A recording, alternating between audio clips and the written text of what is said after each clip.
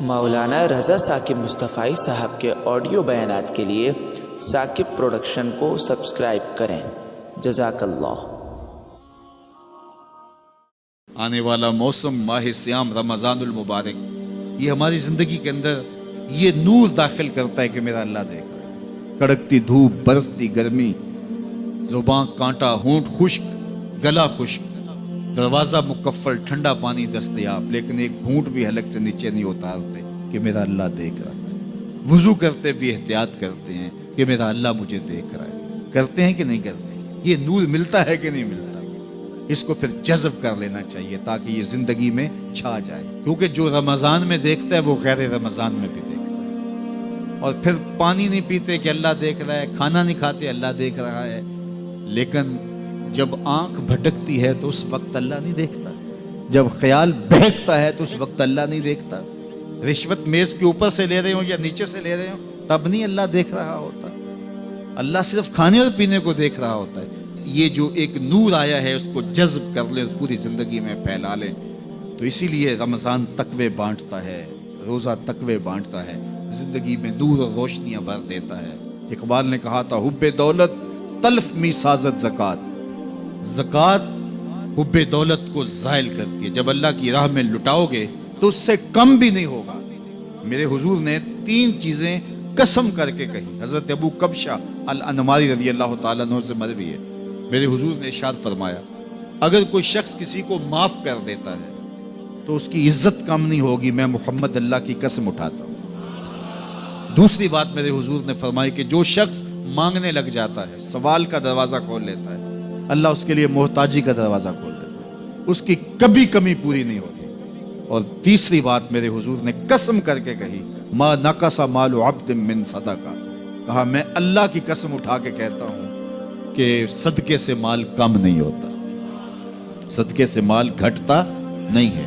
تو ایک تو مال بھی نہیں گھٹے گا، یہ ضمانت کس کی ہے؟ میری نہیں ہے، یہ رسول اللہ کی ضمانت ہے۔ ایک تو مال بھی کم نہیں ہوگا، اور دوسرا یہ ہے کہ حب دولت ختم ہوگی۔ حب دولت تلف می سازت زکات، یہ ماہ سیام آ رہا ہے تو زکات سے حب دولت کو کم کیجئے، بلکہ صدقات دیجئے، نفلی صدقات کیجئے، غرباء کی مدد کیجئے، مساکین کی مدد کیجئے، اپنے غریب محتاج رشتہ داروں پہ غور کیجئے، ان کی مدد کیجئے، اپنی ہمسائیگی میں دیکھیے، پردے سے مدد کیجئے، ان کی عزت نفس بھی مجروح نہ ہو۔ یہ جو نمائش لگا کے 10 اخباروں میں چھپوا کے لوگوں کی مدد کرتے ہیں، اس سے گریز کیجئے۔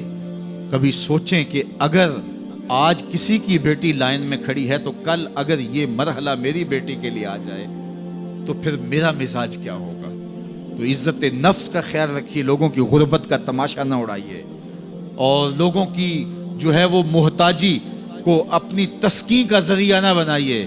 یہ تو اللہ نے تمہیں دیا اور انہیں نہیں دیا، اور وہ آزمائش کی گھڑی میں کھڑے ہیں، تم ان کے ساتھ کھڑے ہو جاؤ۔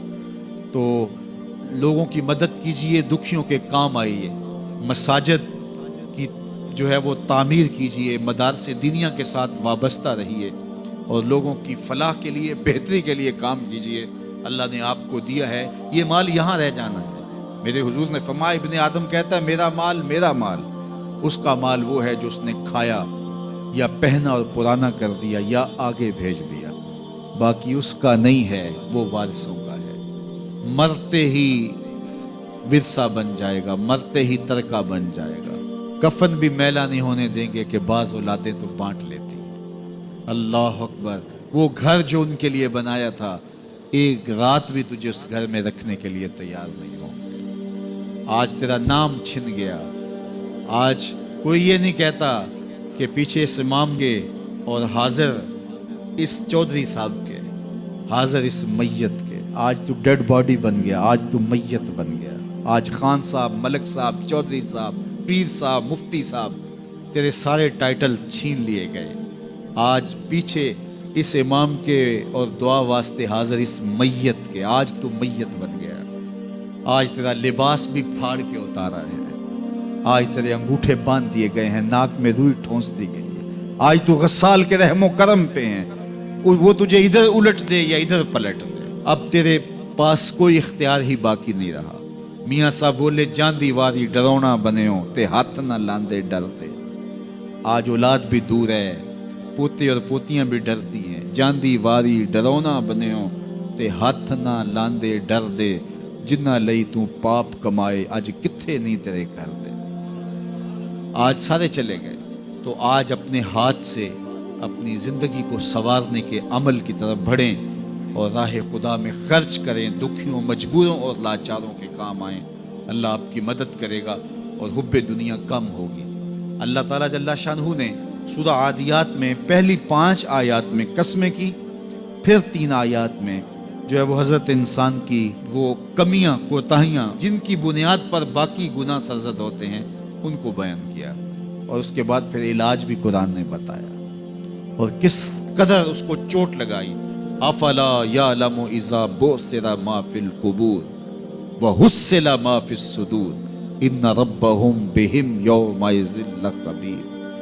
افلا یعلم اذا بعثر ما فی القبور، اے اکڑ کے چلنے والے، اے ناشکر انسان، اے دولت کے پجاری، وہ وقت یاد کر جب تو قبر سے اٹھایا جائے گا۔ اس وقت کفن بھی چھین لیا جائے گا۔ اب سب کو چھین لیا گیا، دولت، بینک بیلنس، تیری جائیدادیں، پلازے، گاڑیاں، گھر، کوٹھیاں، بنگلے، سب کچھ یہیں رہ گیا، صرف ایک چادر کفن کے لے کے جا رہا ہے۔ لیکن جب قبر سے اٹھایا جائے گا، یہ کفن کی چادر بھی رہ جائے گی، برہنہ اٹھایا جائے گا۔ اللہ اکبر۔ نہ پاؤں میں جوتے، نہ سر پہ پگڑی، نہ بدن پہ کپڑا، برہنہ اٹھایا جائے گا۔ سیدہ عائشہ رضی اللہ تعالیٰ عنہ نے سنا تو کانپنے لگی، عرض کی حضور قبر سے برہنہ اٹھائے جائیں گے تو ایک دوسرے سے حیا نہیں آئے گی؟ فرمایا عائشہ معاملہ اس سے بھی آگے ہے، کسی کو ہوش ہوگی تو حیا آئے گی، ہوش اڑے ہوئے ہوں گے، خوف قیامت طاری ہوگا، قبروں سے یوں لوگ اٹھائے جائیں گے۔ افلا یعلم اذا بعثر ما فی القبور، اب بعثر کا جو مفہوم ہے، جو ترجمہ اور معنی ہے وہ تو رہے، بعثر کا جو صوتی آہنگ ہے، جب بولتے ہوئے ایک جھٹکا لگتا ہے تو قبروں سے اٹھتے ہوئے لوگوں کی کیفیت معلوم کرنے کے لیے بعثر کا صوتی آہنگ ہی کافی ہے۔ افلا یعلم اذا بعثر ما فی القبور وحصل ما فی الصدور، حصل کے اوپر جو تشدید ہے، یہ معنی کو کتنی خوبصورتی کے ساتھ ایک مجسم پیکر میں سامنے لا رہی ہے۔ اللہ فرماتا پھر وہ وقت آئے گا جو سینے میں ہوگا وہ تشت ازبام ہو جائے گا۔ آج آپ مجھے نیک سمجھتے ہیں، میں آپ کو اچھا سمجھتا ہوں، لیکن میرے سینے کے اندر کیا چل رہا ہے یہ آپ کو نہیں پتا۔ یہ میں تقریر چہک چہک کے کر رہا ہوں، اس کے پیچھے کیا ہے؟ میں آپ کے دل اپنی جانب موڑنا چاہتا ہوں، آپ کی جیبیں خالی کرنا چاہتا ہوں، یا میں آپ کے سامنے پاک اور ستھرا اور بڑا جو ہے وہ نیکوکار بننا چاہتا ہوں، یا میرا مقصد رضائے الہی ہے؟ یہ مجھے پتہ ہے، آپ کو نہیں پتہ۔ آپ کہاں ہیں، کہاں کھڑے ہیں، میں آپ کو اچھا سمجھتا ہوں، لیکن آپ کو پتہ ہے کہ ہم کہاں کھڑے ہیں۔ لیکن قیامت کے دن یہ ساری چیزیں سامنے آ جائیں گی۔ وَحُصِّلَ مَا فِي الصُّدُورِ، اور سورہ الطارق میں فرمایا یوم تبلی السرائر فما لہ من قوت ولا ناصر، اس دن سارے راز کھول دیے جائیں گے اور کوئی طاقت نہیں ہوگی جو ان رازوں کو کھلنے سے روک سکے گا۔ آج طاقتور کی بات نہیں کھلتی اور کمزور کی بات اچھال دی جاتی ہے، لیکن وہ وقت آنے والا ہے یوم تبلی السرائر فما لہ من قوت ولا ناصر، نہ زور کے بل پہ، نہ زر کے بل پہ، نہ کسی اور بل پہ کسی کام کو روکا جا سکے گا، ہر شے تشت ازبام ہو جائے گی۔ وہ کتنا سخت دن ہوگا۔ اے داور حشر میرا نامہ اعمال نہ پوچھ، اس میں کئی پردہ نشینوں کے بھی نام آتے ہیں، تو وہ کتنا سخت دن ہوگا۔ وَحُصِّلَ مَا فِي الصُّدُورِ إِنَّ رَبَّهُمْ بِهِمْ يَوْمَئِذٍ لَخَبِيرٌ، بے شک ان کا رب اس دن ان سے خوب باخبر ہوگا۔ وہ آج بھی باخبر ہے، لیکن آج کئیوں کو یقین نہیں کہ وہ باخبر ہے، لیکن اس دن سب کو یقین ہو جائے گا کہ میرا رب اس سے باخبر ہے۔ جب پرانی تصویریں چلنا شروع ہو جائیں گی، جب ساری ویڈیو سامنے آ جائے گی، زندگی میں جو جو کیا، تنہائی میں، اعلانیہ، خفیہ، جہاں جہاں جو کیا، داد عیش تھی، سب کچھ تشت ازبام ہوگا، سب کچھ جو ہے وہ سکرین پہ چل رہا ہوگا، کوئی چیز بھی تشت ازبام ہونے سے نہیں رہ جائے گی۔ تو پھر بندہ کہے گا اوہو یہ تو سب میرے مالک کو پتا تھا، لوگوں کی نظروں سے چھپ سکا، رب کی نگاہوں سے تو نہیں چھپ سکا۔ اس کی نگاہوں سے کون چھپ سکتا ہے؟